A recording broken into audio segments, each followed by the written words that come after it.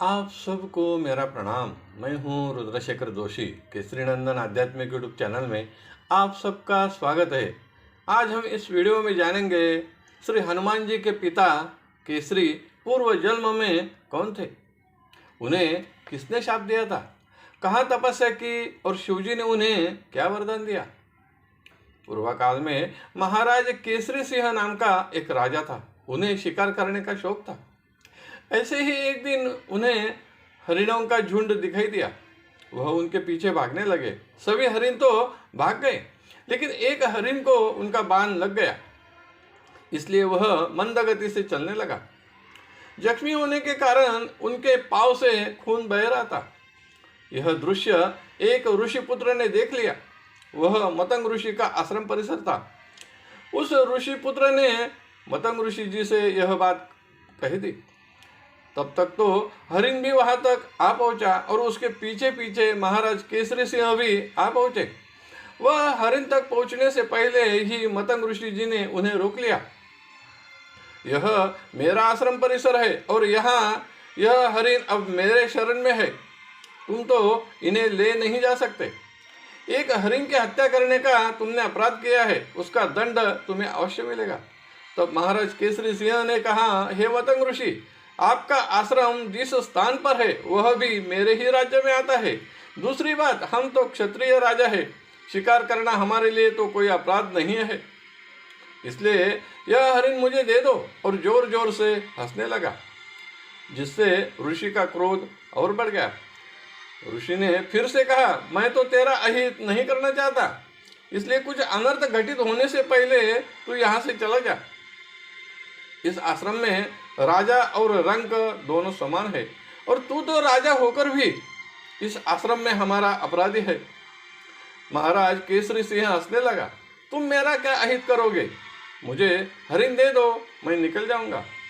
तब ऋषि ने आखिरी चेतावनी दी, यानी तो हरिण को लिए बगैर यहाँ से नहीं जाएगा। फिर से केसरी सिंह ने कहा, नहीं जाऊंगा। तुम मेरा क्या अहित करोगे? तब क्रोधित होकर ऋषि ने हाथ में जल ले लिया और ऊपर की ओर देखा तो वृक्ष पर एक बंदर बैठकर यह सब दृश्य देख रहा था, जिसके कारण ऋषि के मन में विचार आया, इसे बंदर की योनि में परावर्तित कर देते हैं और उस राजा के और जल फेंक कर शाप दे दिया, इस वृक्ष पर बैठे हुए बंदर की तरह तू अभी इसी वक्त वानर हो जा। और वह वानर के रूप में परावर्तित हो गया।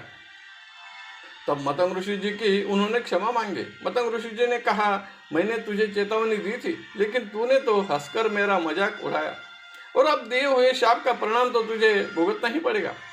तब वानर ने कहा, मैं इस योनि में जीवन तो जी लूंगा, लेकिन मेरा उद्धार कैसे होगा?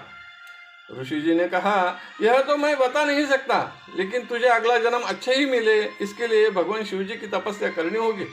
और बड़े उदास मन से वह वन में भटकने लगा और वही आ पहुंचे जहां पुंजिका स्थला वानरी रूप में ध्यानावस्था में एक शिवजी की पिंड के सामने तपस्या में लीन थे। वही केसरी सिंह ने वानर रूप में शिवजी की तपस्या शुरू कर दी। दोनों ने एक दूसरे को देखा ही नहीं, लेकिन संयोग से एक ही जगह पर शिवजी की तपस्या कर रहे थे। कई साल बीत गए और एक दिन भगवान शंकर जी प्रकट हो गए।